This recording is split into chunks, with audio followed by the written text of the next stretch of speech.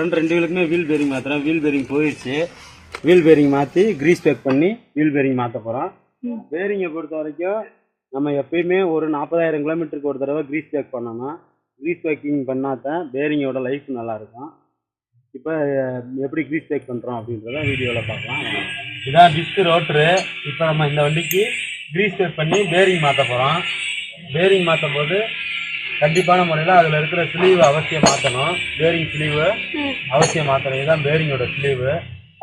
பழைய ஸ்லீவை கழிச்சிட்டு புது ஸ்லீவ் போடணும். பேரிங் வந்து இந்த டாடா கம்பெனிலேயே டியூரா ஃபிட்டுன்னு போடுறாங்க. விலை வந்து கம்மியாக, கஸ்டமருக்காக விலை கம்மியாக, டாட்டாவோட ஒரிஜினல் தான் இது, விலை கம்மியாக போடுறாங்க. இந்த பேரிங்கை வாங்கி மாட்டிக்கலாம். எஸ்கேப் பேரிங்கு இதோட கூட வரும். இது வந்து இன்னர் பேரிங்கு, இது வந்து அவுட்டர் பேரிங்கு. அவுட்டர் பேரிங் வந்து சின்னதாகவும் இன்னர் பேரிங்கும் பெருசாகவும் இருக்கும். இப்போ கோன் மாட்ட போகிறோம். கோனுன்னு சொல்லுவாங்க அல்லது ஸ்லீவுன்னு சொல்லுவாங்க.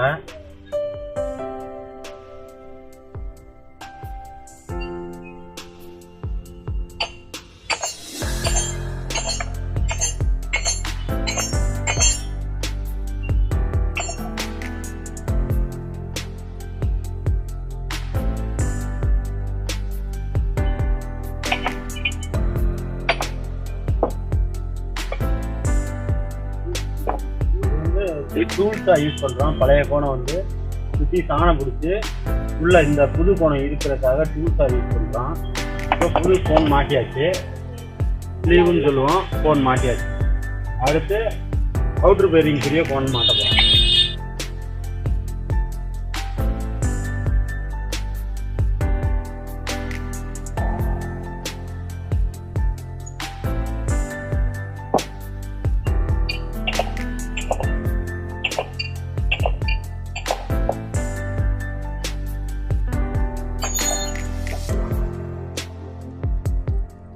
இது அவுட்ரு கோணு. இப்போ இதை மாட்டியாச்சு. இது இன்னொரு கோணு, ரெண்டையுமே மாட்டியாச்சு. இப்போ அடுத்தது க்ரீஸ் பேக் பண்ண போகிறோம்.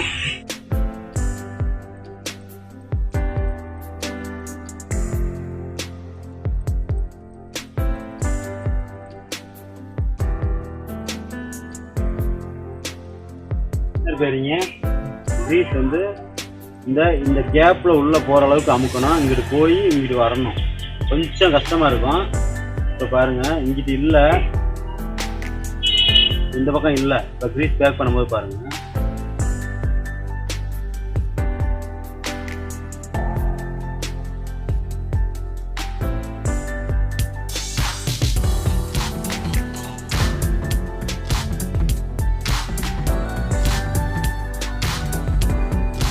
பார்த்தீங்கன்னா தெரியும். இந்த கேப்பில், இந்த நகம் வச்சுருக்க கேப்பில் பார்த்தீங்கன்னா தெரியும், க்ரீஸ் ஃபுல்லாகவே வெளியே வந்துருச்சு. சரியா தெரியுதா என்னன்னு தெரியல. இந்த மாதிரி இங்கிட்டு அமுக்கிற க்ரீஸ் இங்கிட்டு வெளியே வரணும். அப்போ உள்ள ஃபுல்லாகவே க்ரீஸ் லோட் ஆயிடும். அதுக்கப்புறம் இந்த மாதிரி வெளியிலேயே வச்சுருக்கோம். பேரிங் வந்து இப்படி போடக்கூடாது, இப்படி தான் போடணும்.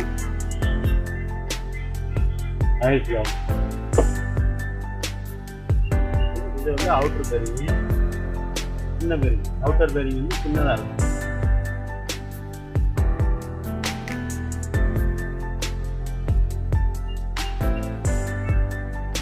இது வந்து ஆயில்ஸில் க்ரீஸ் வந்து வெளியில் வராமல் இருக்கிறதுக்கு, இந்த அப்போ தாண்டி நம்ம உள்ளே வச்ச க்ரீஸ் வந்து வெளியே வராமல் இருக்கிறதுக்காக இந்த ஆயில்ஸில் மாற்றணும்.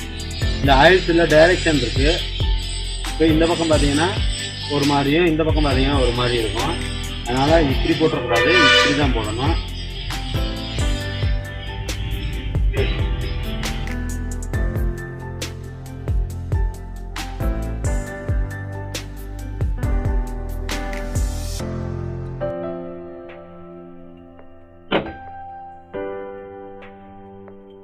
இப்போ ஸ்பிண்டிலில் கோர்த்தாச்சு.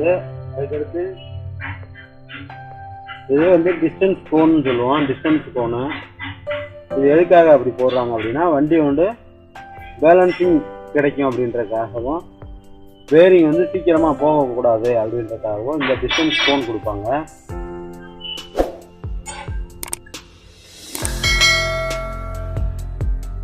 இந்த டிஸ்டன்ஸ் கோனுக்கு அடுத்து போடுற சிம்மு இந்த சிம் எதுக்காக அப்படின்னா வீல் வந்து சேக் இருந்துச்சுன்னா இந்த சிம்மை எடுத்து அட்ஜஸ்ட் பண்ணுறதுக்காக கொடுத்துருப்பாங்க. இந்த சிம்மு போடாட்டினா என்ன ஆகும்னா பேரிங் வந்து லோட் ஆயிரும், சுத்த முடியாமல் போயிடும். அதனால் அந்த டிஸ்டன்ஸுக்காக இந்த சிம்மு போடணும். சிம்மு போட்டால் தான் வீல் வந்து ஃப்ரீயாக சுற்றும்.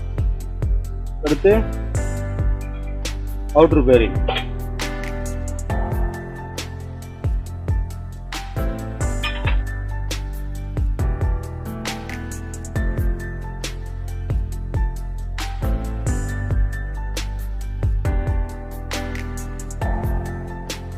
இந்த வாசரில் பார்த்தீங்கன்னா சதுரமாக இருக்கும், இது ஒரு டிசைனான டைப்பில் இருக்கும். இந்த கரெக்டாக இந்த பள்ளம் வந்து அந்த ஸ்பிண்டில் போய் செட் ஆகும். இப்படி போட்டால் செட் ஆகாது, அது எந்த டைரெக்ஷனில் இருக்கோ அந்த டைரெக்ஷனில் போட்டால் தான் செட் ஆகும். அதுக்கு அடுத்து நட்டு இப்படி போடும்போது இந்த வாசர் சுற்றி பார்த்தீங்கன்னா சுத்தாது, இந்த சேக் மட்டும்தான் இருக்கும், சுத்தாது, சுத்த முடியாது. கரெக்டாக லாக் ஆகணுன்றதுக்காக அந்த டிசைனில் கொடுத்துருக்காங்க.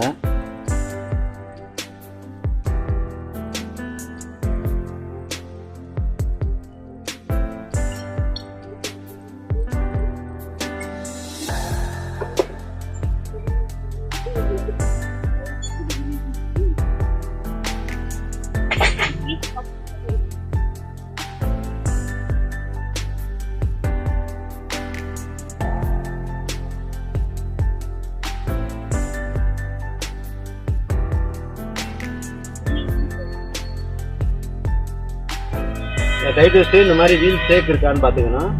சேக் இருந்துச்சுன்னா அந்த நட்டை டைட் வைக்கணும். ஃபுல் டைட் வச்சு சேக் இருக்குன்னா சிம்மு ஒரு சிம்மு மட்டும் எடுக்கணும். அதே நேரம் உங்களுக்கு இந்த மாதிரி ஃப்ரீயாக சுற்றணும், லோவாக சுற்றக்கூடாது. அவ்வளோதான். அடுத்து இந்த கிரீஸ் கப்பில் கொஞ்சம் போல் பேருக்கு கிரீஸை வச்சு விட்டு மாட்டிட வேண்டியதான். அதுக்கடுத்து பிரேக் காலிப்பரை மாட்டணும்.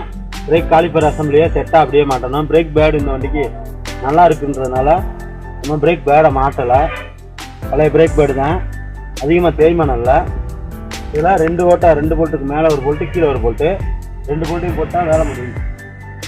அவ்வளோதான், டைட் வச்சு முடிச்சாச்சு. அவ்வளோதான் கிரீஸ் செக்கிங்கிறது, அவ்வளோதான். டயரை மாட்ட போகிறாரு இப்போ.